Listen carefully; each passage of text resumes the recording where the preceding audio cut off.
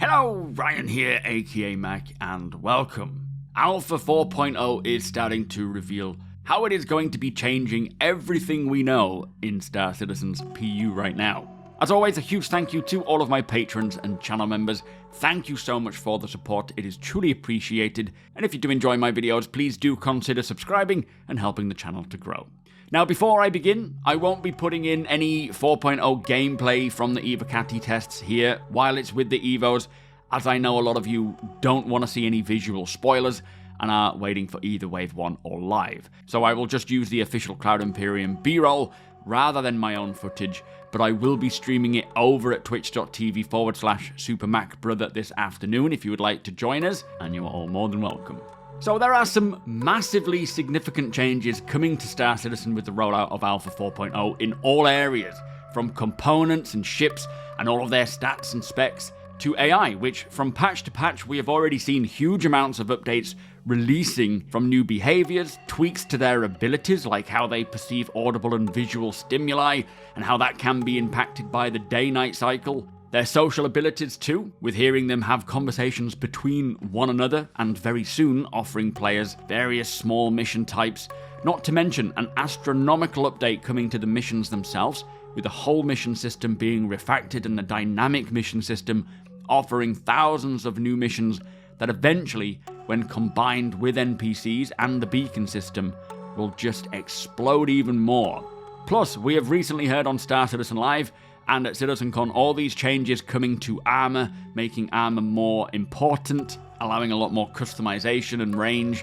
But today, one of the most significant changes coming in Alpha 4.0 that we have just heard more about is a major economy overhaul. Cloud Imperium have just posted about how, as they approach the release of Star Citizen Alpha 4.0, they are looking at the comprehensive overhaul of the in-game economy, which they say will lay the groundwork for the highly anticipated addition of the Pyro System.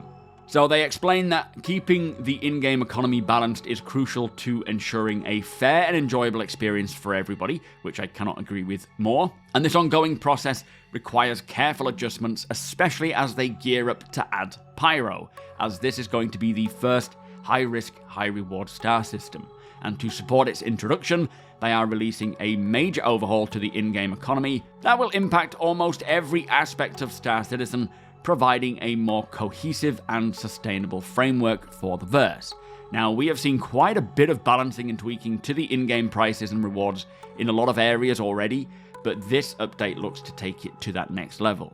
Now, they started with ship cargo manifest balancing, which they say is taking steps to address the most extreme cases. For example, the chance of finding a hull C full of Widow. It should happen, but it should also be a rarity, bringing them closer to that balanced trade system that they want. And this is very true. It's obviously very exciting when you stumble upon a ship of great size, full to the brim with a commodity of great value.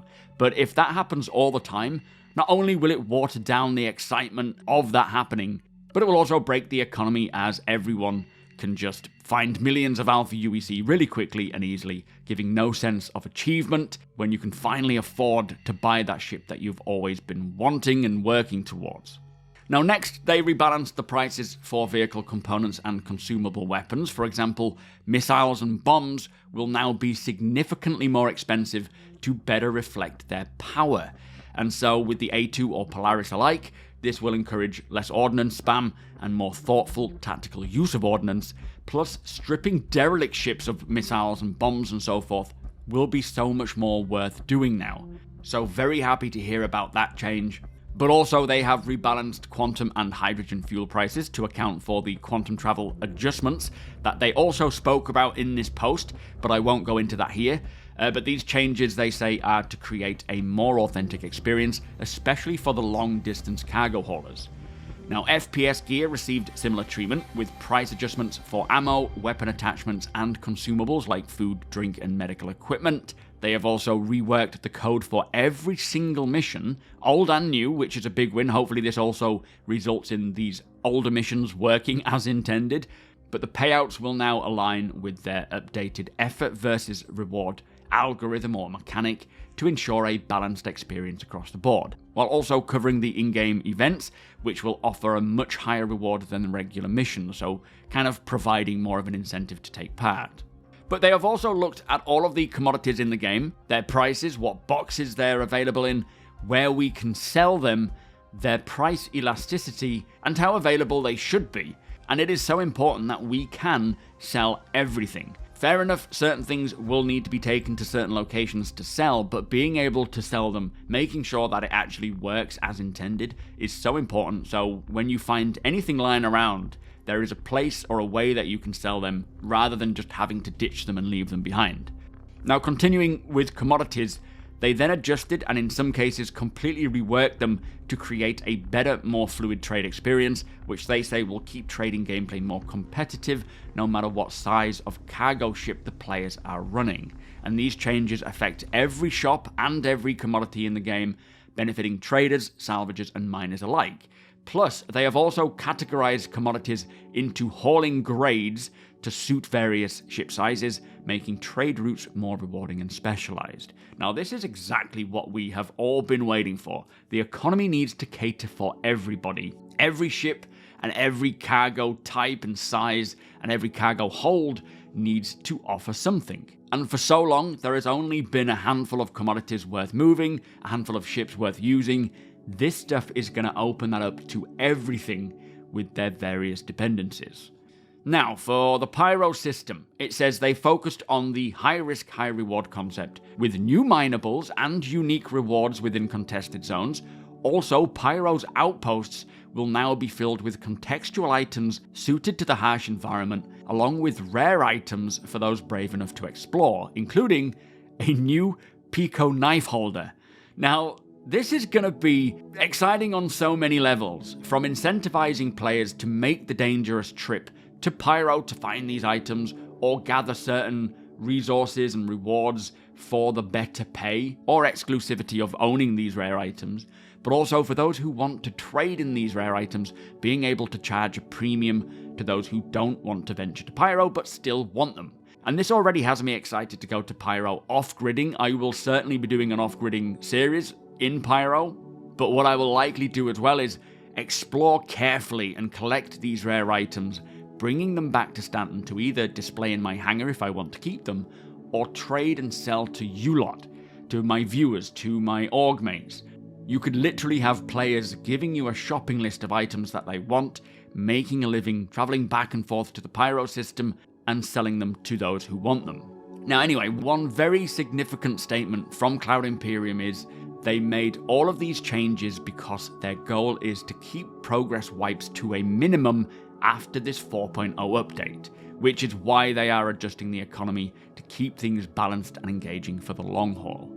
They want our journey to feel more rewarding at every step of the way, and they say that when 4.0 does drop, dive in, play it, trade and move these valuable goods, and let them know what we think. So that statement is of major importance.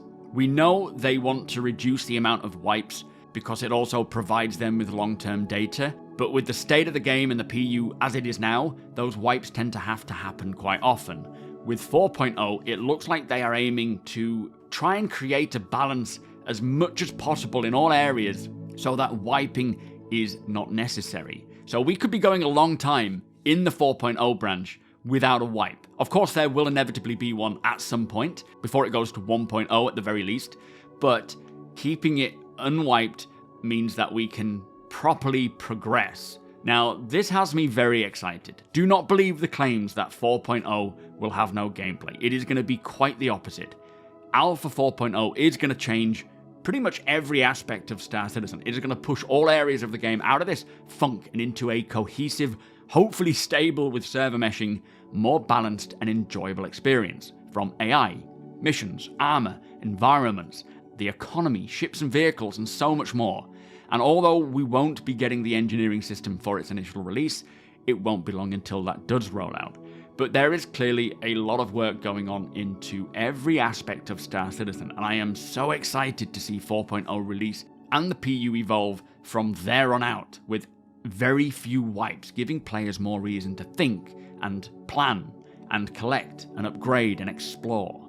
And talking of Alpha 4.0, there was a new build released last night. This one has a few updates to jump tunnels, entity streaming and crashes, kicking off with a shared config of 4 dedicated game servers and 380 players like the last one, I believe. I think that's exactly the same config they had before.